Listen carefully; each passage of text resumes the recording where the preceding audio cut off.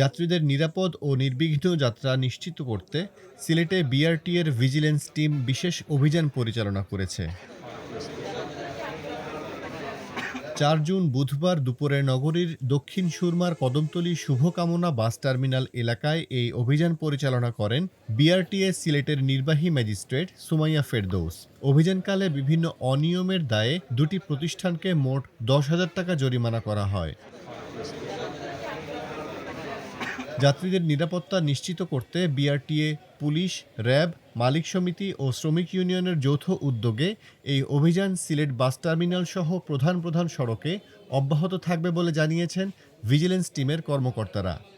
ঈদুল আজহা উপলক্ষে যাতে যাত্রীরা যাতে নির্বিঘ্নে তারা যাতে বাড়ি ফিরতে পারে এবং তাদের কাছ থেকে যাতে কোনো পরিবহন কোনো অতিরিক্ত ভাড়া আদায় করতে না পারে।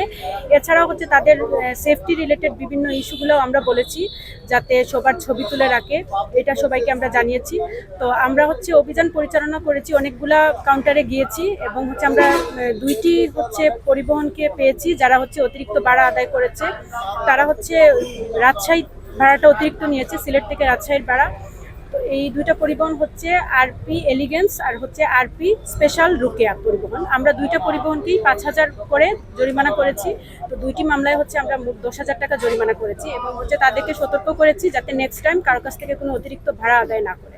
অভিযান চলাকালে ভিজিলেন্স কার্যক্রম মনিটর করেন ট্রাফিক বিভাগের উপপুলিশ কমিশনার মাহফুজুল ইসলাম ও বিআরটিএ সিলেট বিভাগের উপপরিচালক প্রকৌশলী মোহাম্মদ ডালিম উদ্দিন।